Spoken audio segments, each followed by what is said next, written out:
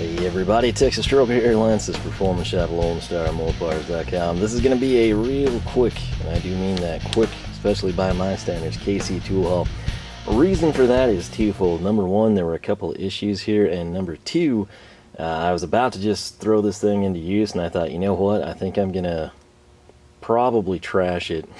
And, I hate kind of showcasing things like if they're like dirty or been used, kind of feel like it gives a bad impression to you of the tool or the product. So I thought I could just make a quick clip and insert it in, and I thought, you know what, why not just do the whole thing? So this will be way out in the future, and you will probably, particularly if you're watching the Ram Revival videos or maybe even other stuff around the shop by that point in time, you'll probably see this thing in use, and my apologies there. But the order was prompted by the item, which we will cover shortly, and the tool of the day.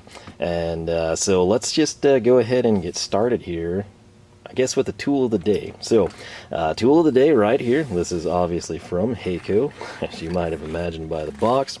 If we spin her around, you can see a part number there, 0039, lots of zeros, 882. If you're unaware, always down below in the description box. Not only do I tell you a little about the video, I've got some helpful links. In case of this product, we're going to have a link direct to KC Tool, timestamps, everything. It'll save you a lot of time if that's what you're looking for. So basically, this is an 8-inch adjustable wrench. This would typically be around 35, 40, somewhere in that range.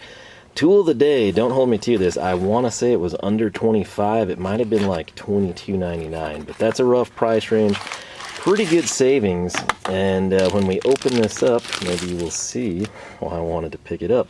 So right here, cool thing, we've got 8-inch chrome vanadium, right? You got Heyco stamped in there, the 390.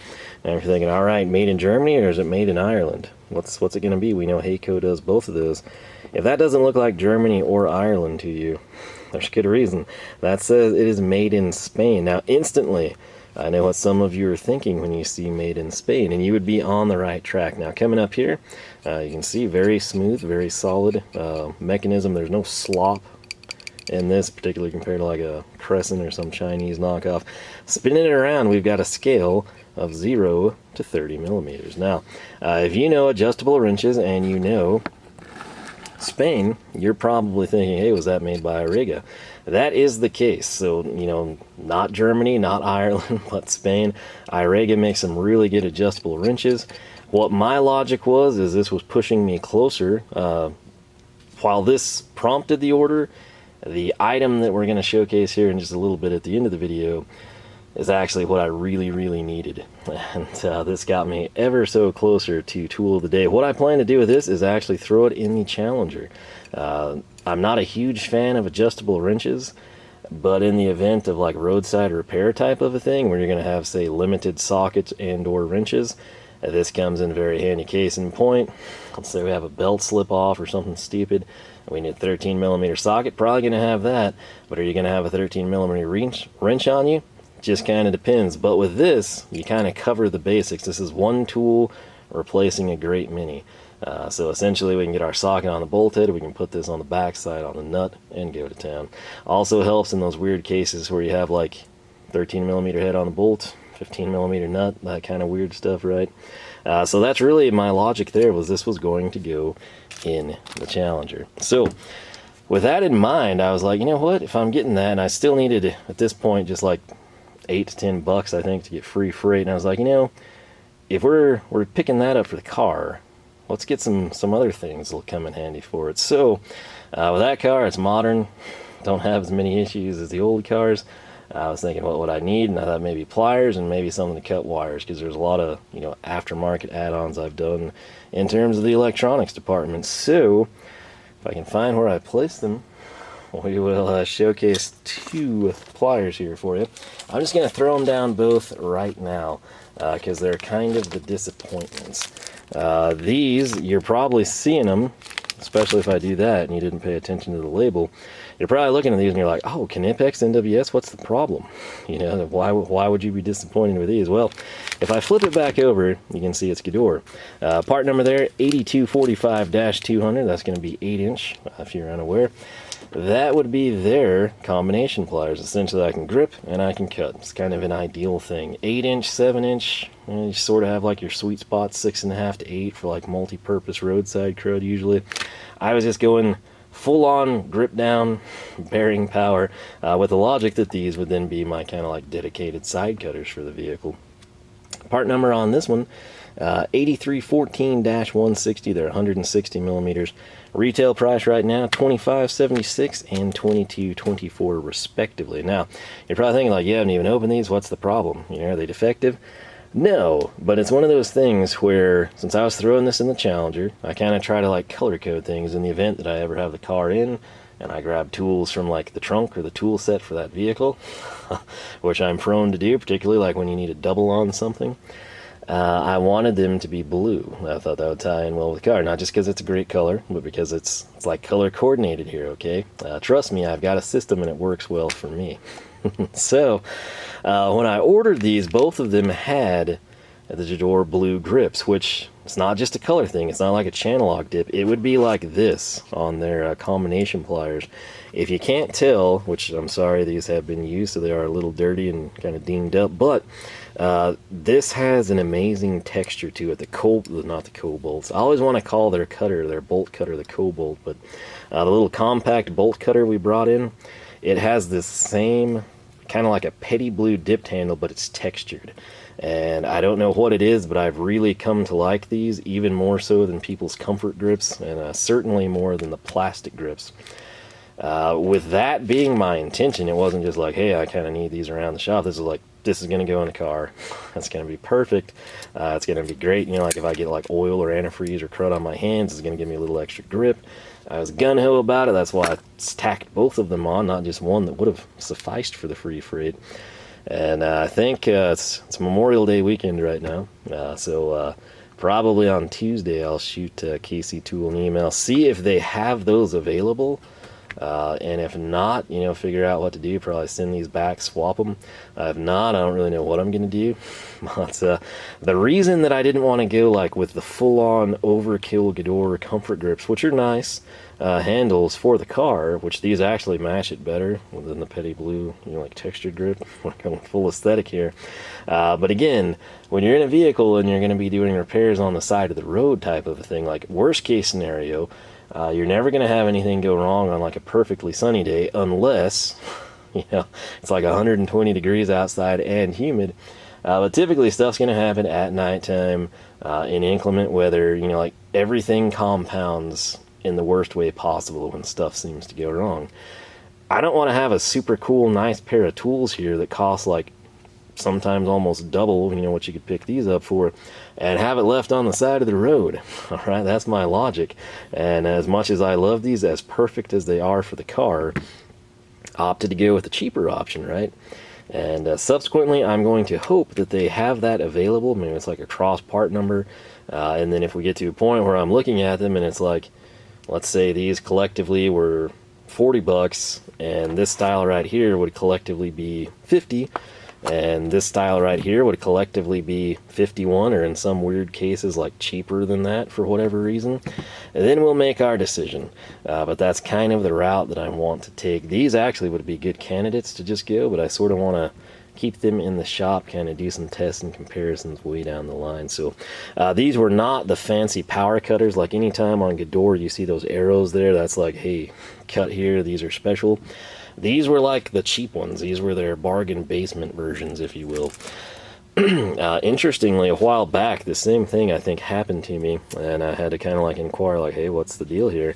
And these I got to actually compare with these suckers right there. They're the same concept. They're just not the they are the power cutters. It's just different handles. Again, so many video ideas in the pipeline. It's just, you know, time is the limiting factor. But this is essentially the exact same tool. It's just this in my hand is the powered version, and this is sort of like your standard combination pliers.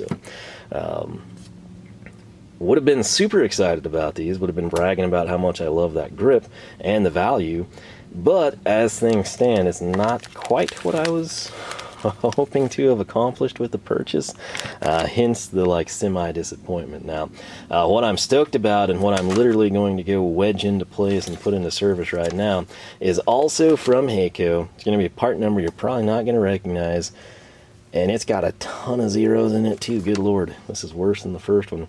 Heyco 09, 1, 2, 3, 5 zeros, so 90,000. 90,000. Price point on this guy $29.48. Secretly low key. I've wanted this for a long time. I always hoped it would slip into tool of the day. It never happened. Now that I bought it, I'm sure it will, but I only bought one of these. And that means the door is still open for me to cash in on tool of the day savings. So, what this is right here, we're going to drop her down for you. You can see the Heyco logo, and you're like, oh, okay, I know what you're doing. You're like, you mentioned you got that for the car, those were for the car. Sticking with the theme, wrench roll, right? You're going to put together like a max line wrench roll from Heyco. That'd be a great idea, it really would, but that's not what this is. This is going to be a fender cover. So, the catch on this, you're looking at it and you're like, what's fender cover? It's got a lot of flex in it, doesn't it? Well, it sure does. That's why it was folded so nicely. One of these ways, you can see the part number. I was not exaggerating, right? That's absurdity. Yeah. Like, maybe in the future, like Heyco FC and Dimensions, I don't know, fender cover, whatever they call them overseas. But if I open this sucker up this way, we'll get a nice good view of this thing. Sweet, is it not? If you are a Heyco fan, that's a bonus point for you. If your color scheme on whatever you're driving is black and green or has these funky variants, you know, maybe you're into Forza or something, maybe this is up your alley. What am I going to do with this? I will show you, because this is sort of semi-disappointing tool haul, because, you know, cool pliers, but they weren't what I expected. So, I'm not quite sure on the dimensions of this sucker, but we're going to flip it over. There's already some cool features I'm seeing. I think what I will do is measure this off camera, just because it's super awkward. We could probably do it here. Let's do that. So we'll grab the old Black Widow. We're going to come down again. I know metric would be the preferred unit of measurement here. I don't roll that way. So we're going to call this 19 inches. If you're working on something with really deep fenders, and you're like the Charger, or you have this whole, like, you know, 10-inch surface across the top, not going to provide a ton of protection between the belt buckle and the bottom of the fender. But 19 inches essentially that way. This won't be super accurate because it's not perfectly flat, but let's call that like 33. So roughly 19 by 33. And I think this is going to work really well for what I want it to do. But flipping her over, I want to highlight this. Number one, there's like a hanging tab, which is cool. The catch with this, and this is something I've never really messed with, this one is a bit more flexible, like a lot more flexible than any other cover I have. I've got some old Jeg ones. I've got some Mopar ones, which I think I've made a video on, which are really nice. But this right here, it's actually machine washable. Right? And I'm assuming one can only logically come to the conclusion this would be to hang it, either A, for storage, or B, to air dry or continue to dry. Let's see here. We'll check the tag. To avoid danger of suffocation, do not place this over your head. Now this is interesting. If this was made in Germany, which the tag, KC Tool website says it was, I find it odd that this is in English unless this is in German, and the backside has nothing. So actually KC Tool did not say Germany, it says Sri Lanka. That was one of the holdoffs on this. I was like, yeah, I don't know, it's either going to be really good or really bad. This is made in Sri Lanka, that is correct, I remember now. So 19 by 33, this is sort of like the best way to describe this, it's like the Mopar ones I have, but to make more of a direct comparison and to save you from having to watch a video, if you don't want to. If you do, by all means, go check it out. But this right here, if you were to buy like drawer liner, I'm not even talking like toolbox, although Craftsman used to sell something that feels just like this. This is something you can even find like Home Depot or Lowe's for like your kitchen or your bathroom. It's that type of a material, and then it has this over the top. So the car didn't have much time. What I'm going to do, we're going to take our 19 by 33 made in Sri Lanka Heyco fender cover, and I'm going to go wedge it into the place that I'm going to put it. It's going to serve a very important role for a very, very brief period of time. But after that, who knows what we'll find uses for it. So I'm going to head over to the truck, and we're going to get her in place. Correction, I needed a video thumbnail before I get this wedged into a potentially permanent home for a little period of time. And subsequently, as I was laying that out, I realized I actually brought another tool over to the table. I mentioned this was made in Spain. It was Irega, and a lot of people have very favorable opinions of their adjustable wrenches. This sucker right here, I'm going to throw down in front of you. You see Channellock, and you're thinking, okay, that's either America or China. And, oh, it's an adjustable wrench. That's going to be the Chinese Channellock, right?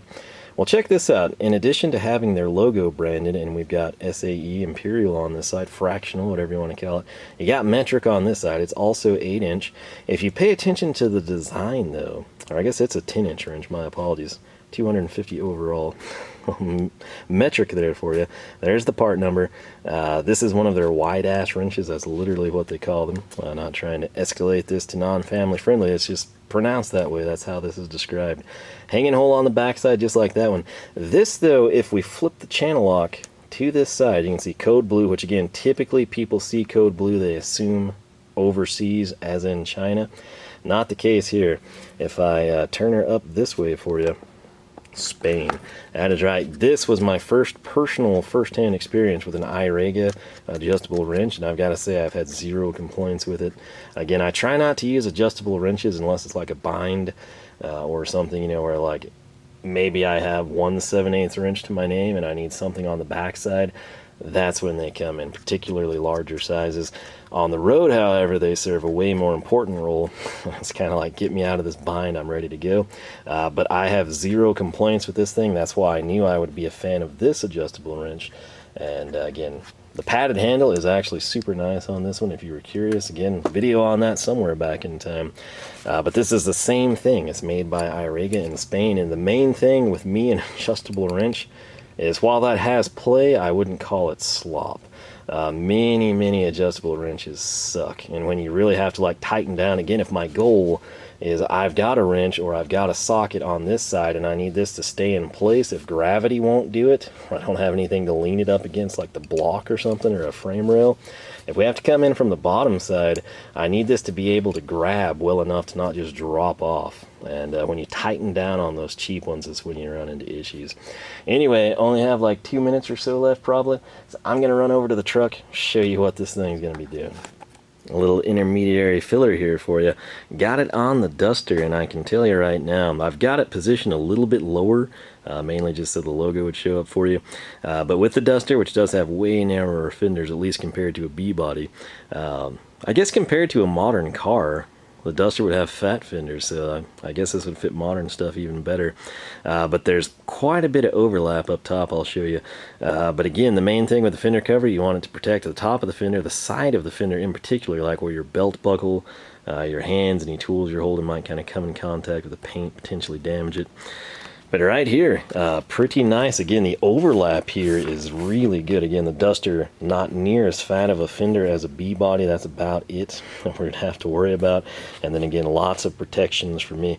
I got to say, after doing so much with the truck, it is weird, like coming in here and towering above an engine again. So I think I could get used to that once more. But anyway, this is it. Just a little bonus content for you for small cars, compact cars, anything without fat fenders or a body kit. I think this would actually fit quite well. And again, this material is just like what you would have in like a toolbox drawer liner from Sears or Craftsman back in the day. So with that said, I'm going to wedge it in where I want it, and I will showcase that in just a second. And there's the final resting place for now. I've wedged it in between the block and the core support. This has been, this part of the process, removing the engine, has been a total train wreck. I'm essentially waiting now for someone to come help me lift the hood off. My hope was, without the intake, just in a nutshell for you, was that this would lift out and clear the hood and the core support with no issues. Clearly that was not the case. I know now what I didn't know then, but the core support took a little bit of damage here from the edge of the block. This will protect it. It'll keep it from banging against it, scratching the paint even more. Shouldn't be too hard to fix, but again, something simple like this saved me a lot of trouble. I got 10 seconds, LoneStarMopars.com. You can find us on Twitter, Facebook, and Instagram. Awesome, as always, thanks for watching. Hope you have a great weekend. I'll catch you in the next one.